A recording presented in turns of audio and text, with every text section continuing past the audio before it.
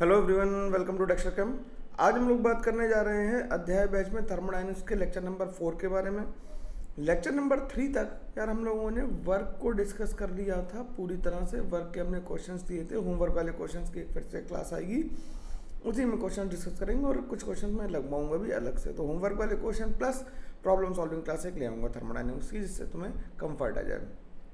PYQ thermodynamics के पहले ही discuss हो चुके हैं, थर्मोकेमिस्ट्री हम लोग कर चुके हैं। ऑर्गेनिक पढ़ने के लिए कल एक वीडियो डाली है, शायद वो भी तुम लोगों ने देख ली होगी।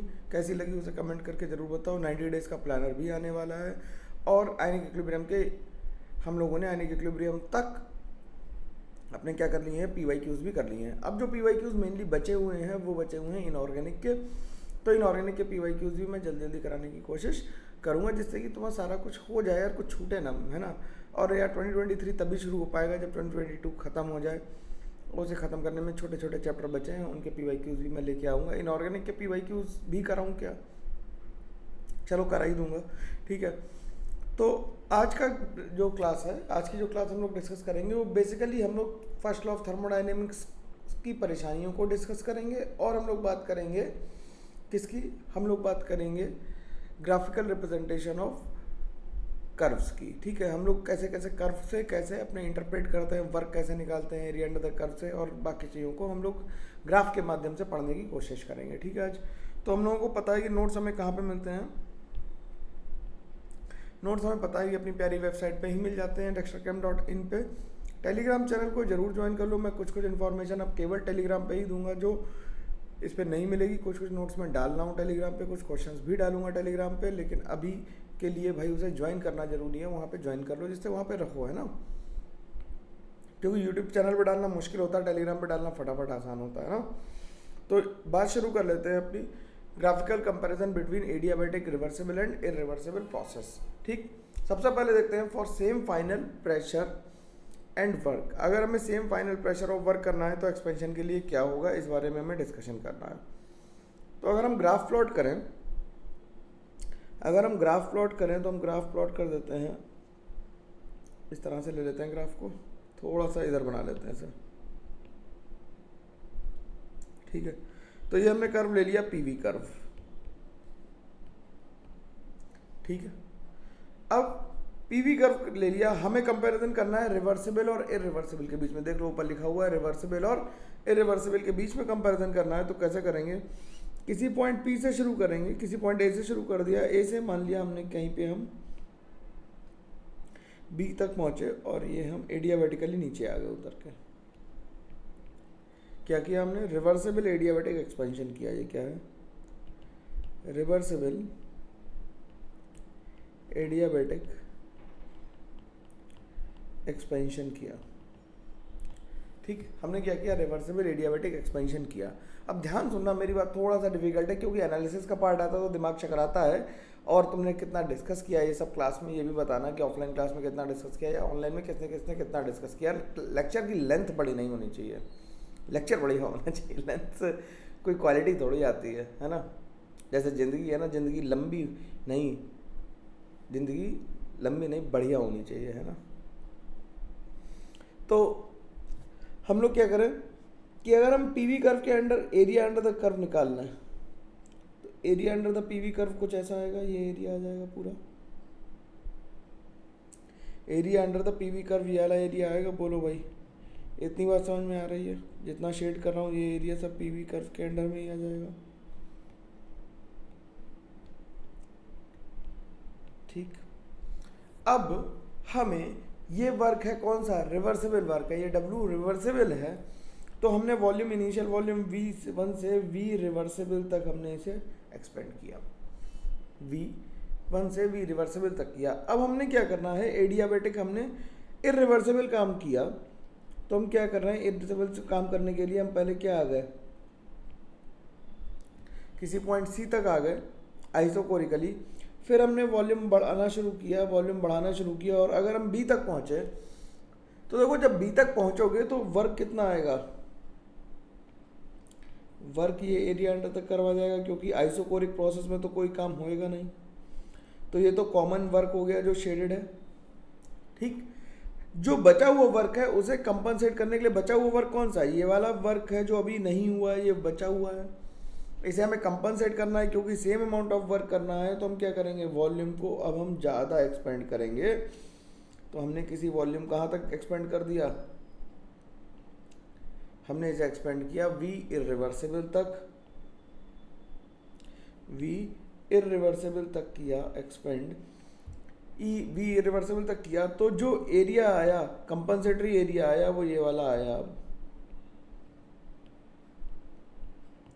तो ये कुछ इस तरह से होगा कि this area and this area are equal, they are equal, these two areas are equal.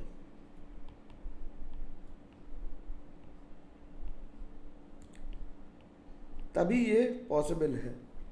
ठीक, तो हमें एक्सपेंड ज़्यादा करना पड़ेगा, ये बात समझ में आनी चाहिए। आसानी से मैं समझाने की कोशिश ये कर रहा हूँ कि अगर हमें same amount of work extract करना है तो रिवर्सिबल प्रोसेस में हमें कम एक्सपेंड करना पड़ेगा, जबकि रिवर्सिबल प्रोसेस में वॉल्यूम को ज़्यादा एक्सपेंड करना पड़ेगा। ठीक है, ये बात समझ में आती। तो मैं इस बात को यहाँ पे लिख दूँ क्या कि V irreversible will be more than V reversible, ये तो नंबर लाइन पे सामने से दिख रहा है। ठीक, अब इस बात को लिख देते हैं, जो मैं बोल रहा हूँ इसे लिख भी देता हूँ जिससे तुम्हें सहूलियत हो जाए थोड़ी सी। फॉर एक्सट्रैक्टिंग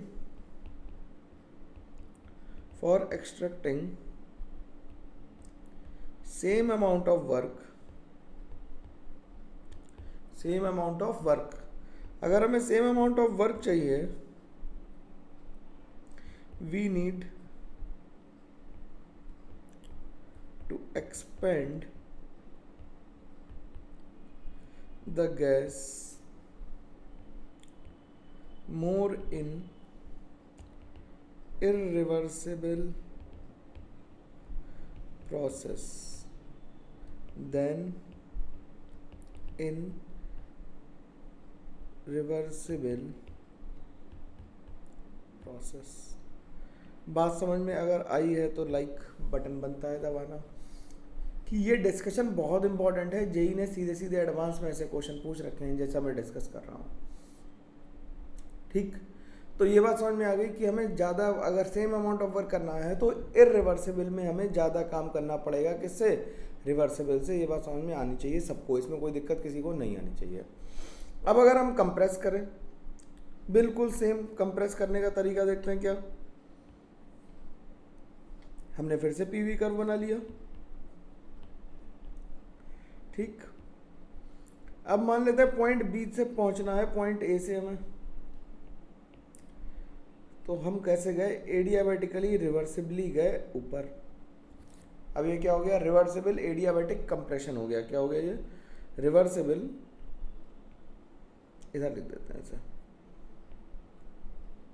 ये हो गया रिवर्सिबल,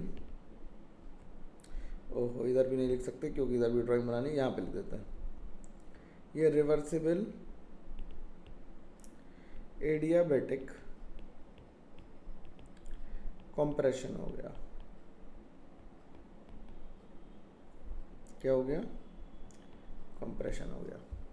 अब क्या करें, अब हमें क्या करना है, कंप्रेस करना है। तो अभी जो एरिया आ रहा है वो ये एरिया आ रहा है, अभी जो एरिया आ रहा है वो ये एरिया आ रहा है। बोलो,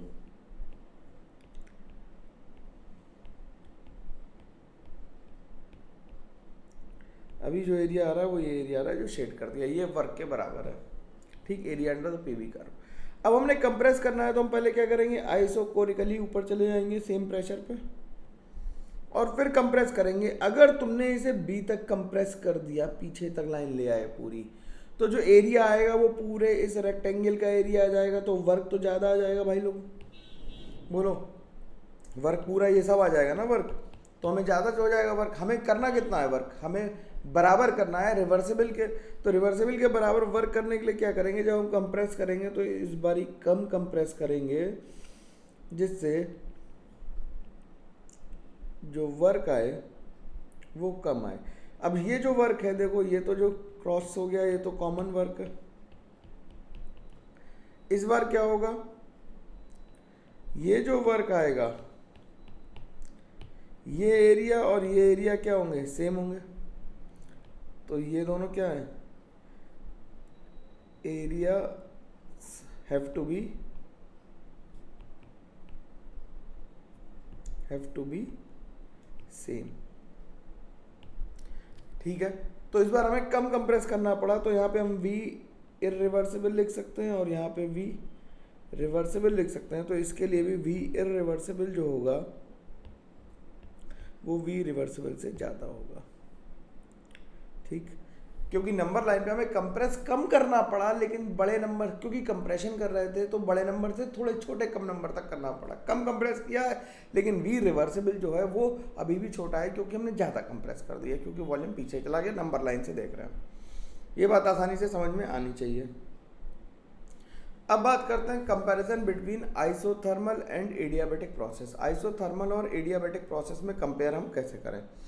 आइसोथर्मल और एडियाबैटिक प्रोसेस में कंपेयर करने के लिए पहला केस ले लिया for same final pressure and for expansion. अब सेम फाइनल प्रेशर से हमें एक्सपेंशन करना है, तो देखो कैसे करेंगे। तो पीवी कर्व ही बनाएंगे हम लोग। तो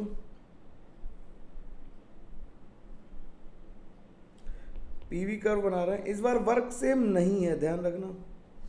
इस बार हमने 2 पॉइंट शुरू किया, एक पॉइंट ए से शुरू किया, सेम फाइनल प्रेशर तक आना था, तो हम 2 पॉइंट पे आ गए। एक पॉइंट हमारा बी आ गया और एक पॉइंट सी आ गया, ये दोनों ही एक्सपेंशन प्रोसेस हैं। और ये सेम फाइनल प्रेशर कुछ हमने P2 मान लिया और इनिशियल प्रेशर P1 था। इसके करस्पॉन्डिंग वॉल्यूम होगा, इसके करस्पॉन्डिंग वॉल्यूम होगा। हमें ये बताना है कि दोनों में कौन सा कर्व एडियाबैटिक है और कौन सा आइसोथर्मल है। क्या बताना है हमें कि दोनों में से कौन सा कर्व एडियाबैटिक है, ए बी एडियाबैटिक है या ए सी एडियाबैटिक है, या फिर ए बी आइसोथर्मल है या ए सी आइसोथर्मल है। तो भाई ये कैसे बताएंगे। इसे बताने के लिए हम लोगों को थोड़ा सा दिमाग लगाना पड़ेगा, प्रीवियस इंफॉर्मेशन का यूज़ करना पड़ेगा। कैसे करेंगे, देखो भाई, आइसोथर्मल प्रोसेस जो होता है उसकी इक्वेशन क्या होती है, पीवी इक्वल्स टू कांस्टेंट, और एडियाबैटिक प्रोसेस की इक्वेशन क्या होती है,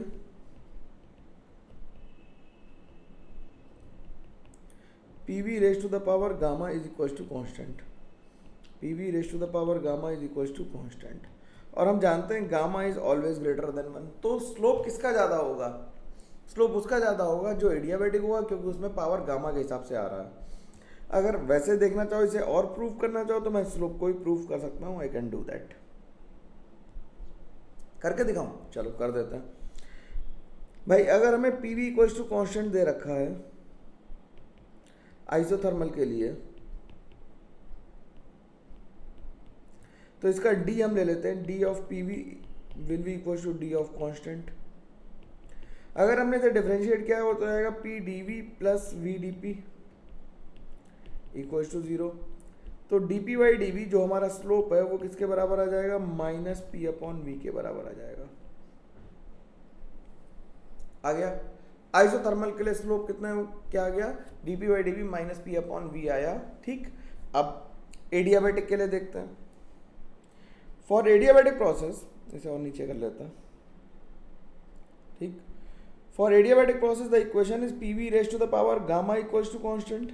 ये किसके लिए है, एडियाबैटिक के लिए है। अभी अगर एडियाबैटिक के लिए है तो D of P V raise to the power gamma is equals to D of constant हो जाएगा। बोलो भाई, हो जाएगा नहीं हो जाएगा, हो जाना चाहिए आसानी से, तो बात समझ में आ रही। अब इसे डिफरेंशिएट कर दो तो क्या हो गया, P gamma into V to the power gamma minus 1 D V plus V to the power gamma D P equals to 0। तो D P upon D V किसके बराबर हो गया, ये हो गया P into gamma into V to the power gamma minus 1 with a minus sign divided by V to the power gamma. ठीक, तो ये गामा माइनस 1 से गामा कैंसिल हो गया, तो ये बचा D P by D V की वैल्यू जो आ गई वो किसके बराबर आ गई, gamma times minus P upon V. Gamma times minus P upon we.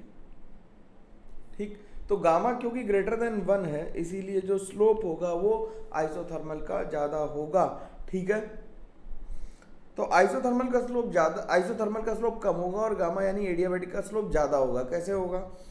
अब मान लो तुम्हें कुछ ना समझ में आए तो यहाँ पे क्या करो कि खुद बैठ जाओ। ठीक, खुद बैठ जाओ मज़े में, और क्या करो, यहाँ से उतरने की कोशिश करो, स्लाइड लेके एक पैर से उतरो, है ना।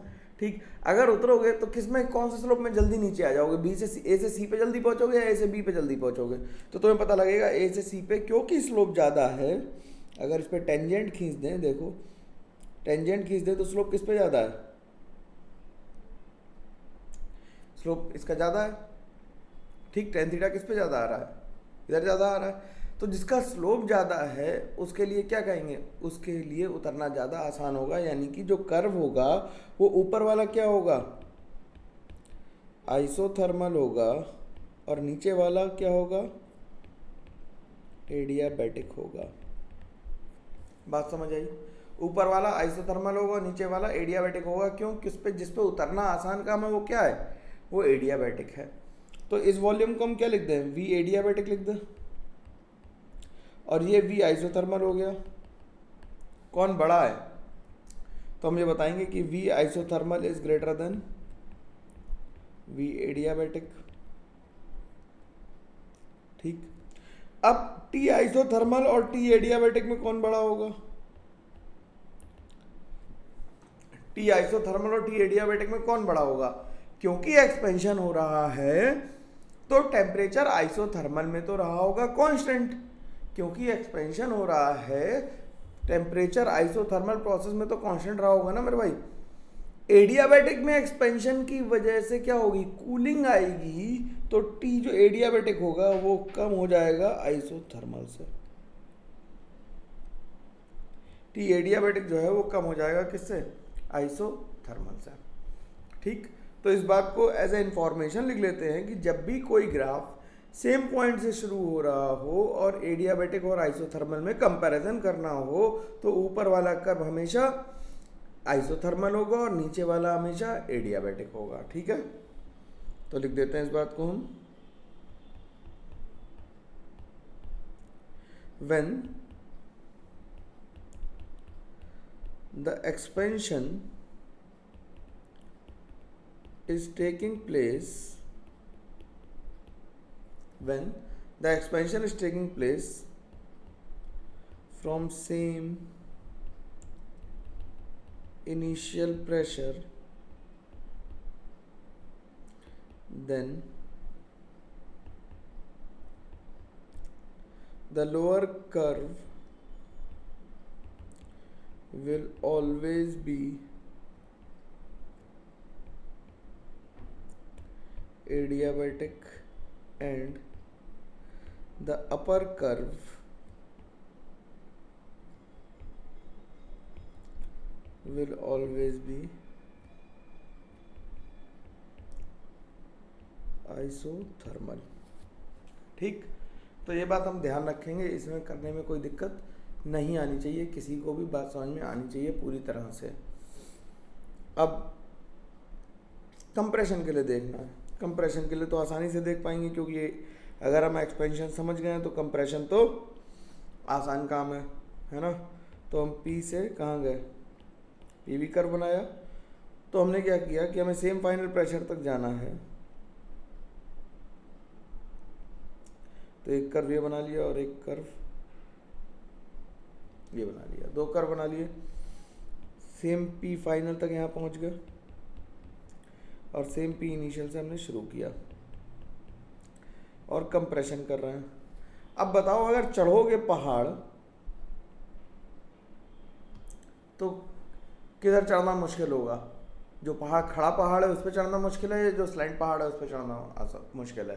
खड़े पहाड़ पर चढ़ना मुश्किल है, क्योंकि जिसमें स्टीपनेस ज़्यादा होगी उस पर चढ़ाई मुश्किल हो जाएगी। तो जिस पे चढ़ाई मुश्किल है उसका स्लोप ज़्यादा है, क्योंकि हम कंप्रेशन कर रहे हैं, इसलिए स्लोप ज़्यादा होने वाला कर्व कौन सा होगा? हमारा एडियाबैटिक होगा। और ये कौन सा हो जाएगा?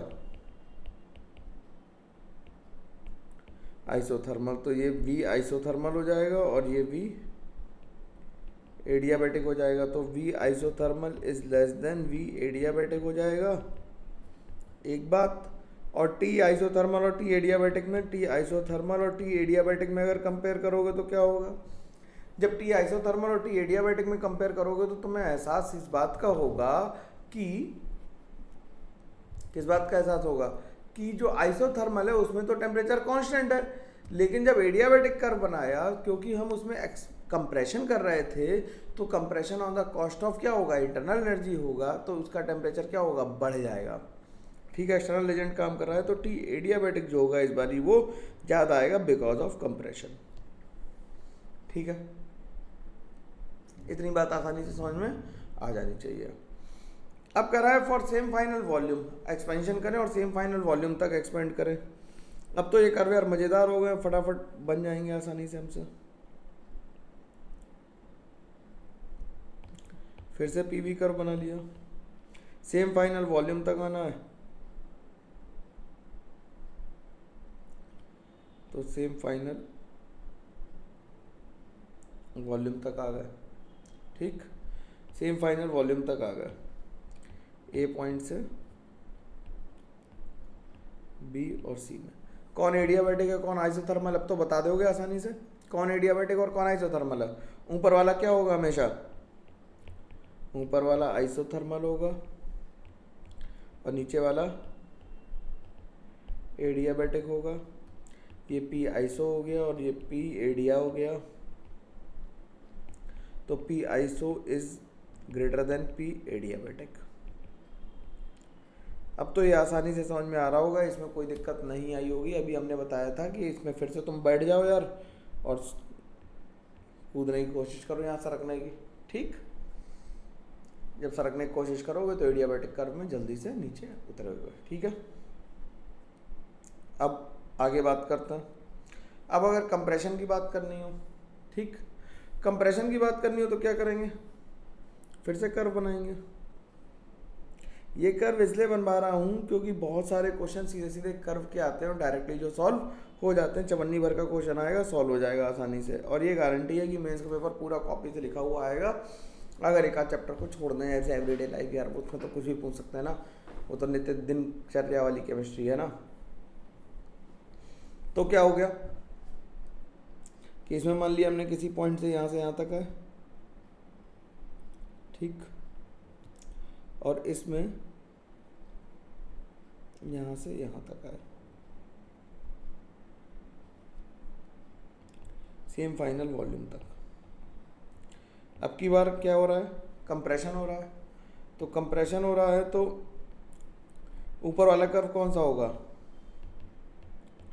एडियाबैटिक होगा, और नीचे वाला कौन सा होगा?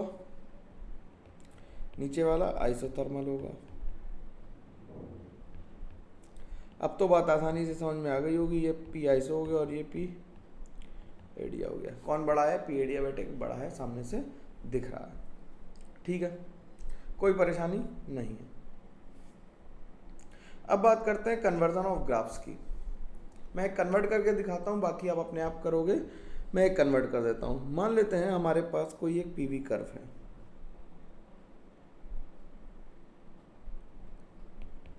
कोई एक पीवी कर्व है, और पीवी कर्व एक साइक्लिक प्रोसेस में इस तरह से चल रहा है। ठीक है, पीवी कर्व एक साइक्लिक प्रोसेस में इस तरह से चल रहा है, जिसमें पॉइंट हमने डाल लिए 1 2 3, या उल्टे डाल लेते हैं, क्लॉकवाइज बना लेते हैं 3 4। तो इस पीवी कर्व को हमें, यहाँ पे प्रेशर है V1, वॉल्यूम है V1, यहाँ पे वॉल्यूम है V2, यहाँ पे प्रेशर है P1 और यहाँ पे प्रेशर है P2। इस पीवी कर्व को हमें पहले कन्वर्ट करना है पीटी कर्व में। ध्यान से देखना, इसे हमने किस में कन्वर्ट करना है? पीटी कर्व में करना है। अब दोनों को ध्यान से देखना, पहला प्रोसेस कैसा है? अगर इस प्रोसेस को लिखें तो 1-2 प्रोसेस कैसा है? ये आइसोकोरिक है, ये आइसोबारिक है, ये आइसोबारिक है, और ये आइसोकोरिक है। ठीक, अब अगर पीटी कर्व में हमें आइसोकोरिक कर्व बनाना है तो P V equal to N R T use करेंगे, तो P is equal to N R upon V आ जाएगा। तो पीटी कर्व में जो स्लोप आएगा वो क्या आएगा, पॉजिटिव स्लोप आएगा, ओरिजिन से पास होता हुआ आएगा, और एक तिरछी लाइन आएगी y इक्वल टू एक्स वाली। तो वॉल्यूम कांस्टेंट की लाइन जो आएगी वो वॉल्यूम कांस्टेंट की line y equal to X की आएगी। अब हो क्या रहा है कि जब वॉल्यूम कांस्टेंट है, प्रेशर बढ़ रहा है, P1 से कहाँ चले गए, P2 पे चले गए। तो जब प्रेशर बढ़ रहा है तो टेम्परेचर भी बढ़ेगा, तो ये लाइन कुछ ऐसी आ जाएगी। ये 1 हो गया, ये 2 हो गया, सॉरी एरो गलत लगा दिया, प्रेशर बढ़ रहा है। फिर क्या है, 2 से 3 कैसा प्रोसेस है, 2 से 3 आइसोबारिक है, वॉल्यूम बढ़ रहा है तो टेम्परेचर भी बढ़ेगा। 2 से 3, 3 से 4 जो है फिर से आइसोकोरिक है, तो फिर से आइसोकोरिक कर्व बनाएंगे।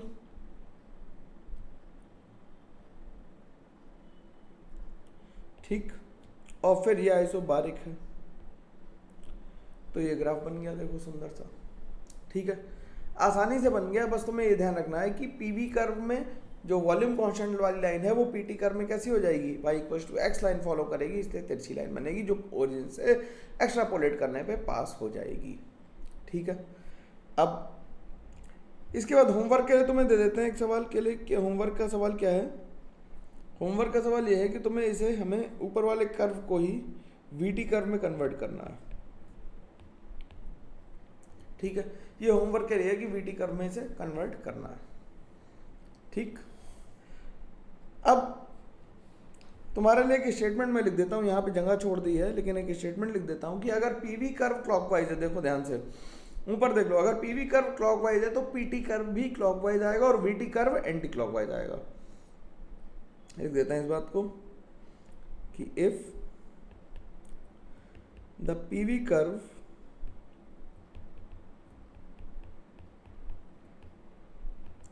is clockwise, then PT curve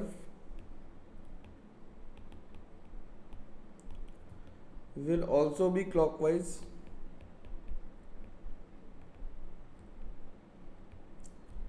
and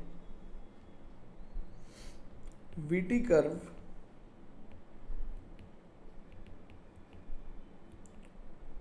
will be anti-clockwise, will be anti clockwise. तो इस बात को हम ध्यान रखेंगे। अब हम लोग गामा का बहुत डिस्कशन कर चुके हैं, तो अब हमें बात करनी है डिग्री ऑफ फ्रीडम की, कि how gamma is related to degree of freedom. ठीक, how gamma is related to degree of freedom. तो degree of freedom in a molecule gives the number of coordinate to locate all the atoms in a molecule. ठीक, अब मान लो अगर degree of freedom की बात करें, तो हम तुम्हारी डिग्री ऑफ फ्रीडम की बात करें तो तुम एक पर्टिकुलर मोमेंट ऑफ टाइम पे कितने डायरेक्शन में मूव कर सकते हो, that gives you degree of freedom. ठीक है, मान लेते हैं कि अगर हम स्पाइडरमैन नहीं हैं, जो कि नहीं है हम लोग, है ना, तो हम कैसे चल सकते हैं, या तो एक्स डायरेक्शन में चलेंगे या वाई डायरेक्शन में चलेंगे, ऐसे ही चलेंगे, या तो एक्स में चलोगे या फिर वाई में चलोगे, जेड में तो नहीं जा पाओगे ऐसे। ये मत कहना कि हॉप करते हुए जाएंगे, ठीक है ना। लेकिन जो मच्छर है, जो मॉस्किटो है, वो क्या करेगा, वो एक्स वाई और जेड तीनों में एक साथ मूव कर सकता है। तो मॉस्किटो की डिग्री ऑफ फ्रीडम आ गई 3, तुम्हारी आई 2। जैसे अगर एरोप्लेन लो, एरोप्लेन करें, या फिर अगर हेलीकॉप्टर ले लें तो हेलीकॉप्टर की डिग्री ऑफ फ्रीडम कितनी आएगी, 3, 1 2 3। वो तो उड़ भी सकता है, ऊपर भी जा सकता है, आगे भी जा सकता है और लेफ्ट में भी जा सकता है, एक साइमल्टेनियसली। ठीक, और अगर हम कार की डिग्री ऑफ फ्रीडम की बात करें तो कार की डिग्री ऑफ फ्रीडम 2 ही होंगी, वो एक्स और वाई में ही जाने की उसकी काबिलियत है, जेड में नहीं जा सकती, टार्जन नहीं है तुम्हारी कार। ठीक है, तो if a molecule has only 1 atom it has 3 degree of freedoms corresponding to 3 translational motion. मतलब क्या करेंगे, ट्रांसलेशन करेंगे कैसे, एक्स में, वाई में और जेड में। ठीक, ये डिग्री ऑफ फ्रीडम है। जैसे अगर हम डायटोमिक मॉलिक्यूल ले लें तो उसकी डिग्री ऑफ फ्रीडम कितनी आएगी, ट्रांसलेशन की तो 3 ही आएगी भाई। डायटोमिक मॉलिक्यूल भी ट्रांसलेट कैसे कर पाएगा, या तो एक्स में करेगा या वाई में करेगा या जेड में करेगा। 3 जगह ट्रांसलेट कर सकता है, एक्स में कर सकता है, वाई में कर सकता है और जेड में कर सकता है। एफ रोटेशनल कितनी होगी, रोटेशनल लोग कर लेते हैं गड़बड़, किसे कहते हैं, क्लॉकवाइज या एंटी क्लॉकवाइज ना। ये क्या है, ये मॉलिक्यूल ऐसा है, इस एक्सिस के अबाउट रोटेट करने से कोई फायदा नहीं, लेकिन अगर ये इस एक्सिस के अबाउट रोटेट करेगा तो एक ऐसे घूम सकता है। ठीक है, इस एक्सिस के अबाउट रोटेट करने से कोई फायदा नहीं, तो एक एक्सिस ऐसी होगी और दूसरी एक्सिस कैसी होगी, दूसरी एक्सिस ऐसी होगी, तो ये या तो ये ऐसे घूमेगा, ठीक है, या फिर ये ऐसे घूमेगा। दो ही तरीके हैं ऐसे घूमने के, समझ में आ रही बात, या तो ये ऐसे घूमेगा या फिर ऐसे घूमेगा। क्लॉकवाइज और एंटी क्लॉकवाइज नहीं है, ये मिसकंसेप्शन है। कितने लोगों को था कमेंट करके बताना। तो रोटेशन की डिग्री ऑफ फ्रीडम कितनी हो गई, 2 हो गई, तो टोटल कितनी आ गई, 5। अब अगर ट्राइएटॉमिक मॉलिक्यूल होगा तो ट्राइएटॉमिक मॉलिक्यूल के लिए दो तरह के हो सकते हैं ट्राइएटॉमिक मॉलिक्यूल, या तो लीनियर होगा या नॉन लीनियर होगा, या तो लीनियर होगा या नॉन लीनियर होगा। लीनियर के लिए ट्रांसलेशन की डिग्री ऑफ फ्रीडम जो होंगी वो 3 होंगी और रोटेशन की 2 होंगी, क्योंकि लीनियर लाइक CO2 मॉलिक्यूल वो तो डायटोमिक की तरह ही बिहेव करेगा, तो उसकी डिग्री ऑफ फ्रीडम कितनी आ जाएंगी, 5 आ जाएंगी। लेकिन जो नॉन लीनियर होगा उसकी 3 रोटेशन की आएंगी और 3 ट्रांसलेशन की आएंगी। ट्रांसलेट तो XYZ में करेगा, रोटेशन कैसे करेगा, मान लो ये वाटर मॉलिक्यूल है तो ये ऐसे रोटेट कर सकता है, ये ऐसे रोटेट कर सकता है, ऐसे ऐसे रोटेट कर सकता है, मतलब वो तीनों एक्सिस के अबाउट रोटेट कर सकता है। घर पे अगर बनाना चाहो तो 2 पेन से पकड़ के देख लेना, वो तीनों डायरेक्शन में रोटेट करेगा, क्योंकि उसमें कोई एक कॉमन इंटरन्यूक्लियर एक्सिस ऐसी नहीं होगी जो तीनों को कवर कर ले, ठीक है। तो ये रोटेशन और ट्रांसलेशन की डिग्री ऑफ फ्रीडम्स हो गई। अब इसके बाद बात आती है वाइब्रेशनल डिग्री ऑफ फ्रीडम की। वाइब्रेशनल डिग्री ऑफ फ्रीडम क्या होती हैं, वो केवल हायर टेम्परेचर पे ही एक्टिवेट होती हैं। क्या होती हैं, they activate only at high temperature, high temperature पे ही एक्टिवेट होंगी, लो टेम्परेचर पे एक्टिवेट नहीं होती हैं। और number of vibrational degree of freedom क्या होती है, 3n-5 होती है for linear molecule and 3n-6 होती है for non linear molecule. Linear molecule के लिए कितनी होगी, 3n-5 और 3n-6, ठीक है। जैसे अगर हम n=3 लिख लें, n की वैल्यू 3 लेना और वाटर का केस लेने, तो वाटर कैसा है, नॉन लीनियर है। नॉन लीनियर है तो इसकी ट्रांसलेशन जो वाइब्रेशनल डिग्री ऑफ फ्रीडम आ जाएंगी, वाइब्रेशनल जो आ जाएंगी वो 3 × 3 - 6 आ जाएगी, यानी कि 3 आएंगी। वो 3 कैसी होंगी देखने में, देखो बनाते हैं कि वाटर मॉलिक्यूल मान लो ऐसा था, वाटर मॉलिक्यूल मान लो ऐसा था, तो ये हाइड्रोजन है और ये हाइड्रोजन है। इसे 3 बार बनाने से अच्छा है इसे कॉपी कर लेते हैं फटाफट एक जैसा ही।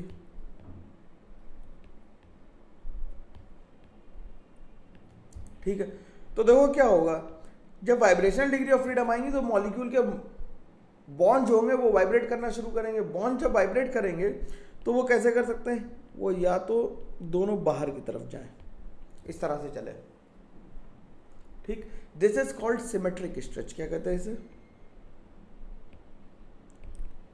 सिमेट्रिक स्ट्रेच कहते हैं। दूसरा तरीका ये हो सकता है कि ये एक आगे जा रहा हो और एक पीछे आ रहा हो, this is called unsymmetric stretch.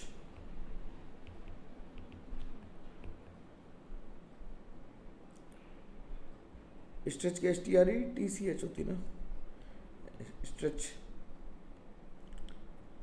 ठीक है, ठीक। और या फिर ये क्या कर सकता है, ये बेंडिंग कर सकता है। क्या कर सकता है, बेंडिंग, मॉलिक्यूल इस तरह से चले, ठीक। तो ये 3 डिग्री ऑफ फ्रीडम वाइब्रेशनल थी। अब अगर हमें एक नंबर ऑफ गैस गामा की जो वैल्यू थी, हमें गामा की वैल्यू पता थी Cp/Cv होती है। ये फॉर्मूला हम पहले से याद करके रखे हैं, पिछली क्लास इससे बात कर रखी है कि गामा की वैल्यू किसके बराबर होगी, Cp/Cv के बराबर होगी, या फिर गामा को हम लिख देंगे 1 + 2/f, 1 + 2/f, where f is degree of freedoms, और Cv की वैल्यू लिखेंगे कितनी, Fr/2, where f is degree of freedom, ठीक है। कैलकुलेशन ऑफ गामा मिक्सचर कैसे निकालेंगे, कैलकुलेशन ऑफ गामा मिक्सचर जब हम निकालेंगे तो गामा मिक्सचर की जो वैल्यू आएगी वो आ जाएगी N1Cp1 + N2Cp2 + N3Cp3 upon N1 + N1Cv1 + N2Cv2 + N3Cv3। इससे हम किसी भी मिक्सचर का गामा फाइंड आउट कर सकते हैं, ठीक है। तो ये बात हो गई। अब फर्स्ट लॉ के कंप्लीट हम लोगों ने सारा डिस्कशन कर लिया, फर्स्ट लॉ यहाँ पे हमारा कंप्लीट हो गया। इसके बाद 2 क्लास और लगेंगी यार, एक क्लास में हम लोग एंट्रोपी करेंगे, या एक क्लास लंबी ले लूँ चलेगा, अगर कह दो एक क्लास लंबी लेंगे चलेगा तो मैं एक ही में ख़त्म कर दूंगा, थोड़ा लंबा होगी, मतलब वो क्लास 1.25 घंटे के लगभग पहुँच जाएगी, 1 घंटे 20 मिनट के लगभग होगी, उसी में कंप्लीट कर देंगे, ये कर देता है, ठीक है। तो इस क्लास को और स्ट्रेच इसलिए नहीं करें क्योंकि तुम फर्स्ट लॉ तक कंफर्टेबल हो जाओ, मेन बात हो गई। इसके बाद तुम फिजिक्स की मॉड्यूल भी लगा सकते हो अगर चाहो तो, ठीक। इसके बाद जब बात हमें करनी है तो एक महान आदमी के बारे में बात करनी है जिसका नाम है कार्नोट, और कार्नोट की कहानी बहुत सुंदर तरीके से तुम्हें बताऊंगा कि कैसे कार्नोट हीट इंजन साइकिल आया और उसने ये प्रूफ किया कि फर्स्ट लॉ हमेशा वैलिड नहीं होता, जो हम बचपन से याद करते हुए आ रहे हैं, energy can neither be created nor be destroyed but can be transferred from one form to another. ये कब सही है कब नहीं सही है, क्या क्या दिक्कत है, तो हम लोग सेकंड लॉ ऑफ थर्मोडायनेमिक्स करेंगे, थर्ड लॉ ऑफ थर्मोडायनेमिक्स करेंगे, कार्नोट करेंगे और गिब्स फ्री एनर्जी। ये 4 चीज़ें बची हैं करने के लिए, जिन्हें हम जल्दी जल्दी करके ख़त्म कर देंगे। तो एक क्लास और लूँगा थर्मोडायनेमिक्स की और खेल ख़त्म हो जाएगा सारा, ठीक है। वो लंबी होने वाली है, बी प्रिपेयर्ड, ठीक है। आज की क्लास छोटी इसलिए है क्योंकि मैं अभी बीच में कार्नोट को शुरू नहीं करना चाहता, और कार्नोट ये बताएगा तुम्हें आगे चल के अगली क्लास में थर्सडे को कि efficiency can never be one. एक बार देखने से सारी बात समझ में नहीं आएगी, तो बार बार देखना पड़ेगा और बार बार प्रैक्टिस करनी पड़ेगी, ये थर्मोडायनेमिक्स हमें बताती है, ठीक है। चलो फिर हम लोग मिलते हैं अगली क्लास तक, तब तक के लिए थैंक यू वेरी मच। ध्यान रखना अपना, लगातार पढ़ाई करते रहो, और हम लोग वीडियोस लेके आ रहे हैं। अगला टॉपिक होगा रेडॉक्स रिएक्शन, जिसकी हम लोग बात कर रहे थे PYQ सीरीज में। अगला टॉपिक है रेडॉक्स रिएक्शन, उसके बाद कोऑर्डिनेशन आएगा और देन फॉलोज द रेस्ट, ठीक है। कोऑर्डिनेशन तो शायद आ चुका है, कोऑर्डिनेशन तो 2022 के PYQs पड़े हुए हैं, तो फिर इनऑर्गेनिक के टॉपिक हम लोग शुरू कर देंगे, ठीक है। चलो मिलते हैं हम लोग, तब तक के लिए thank you very much, take care, bye bye, ध्यान रखना अपना, ठीक है। चलो बाय।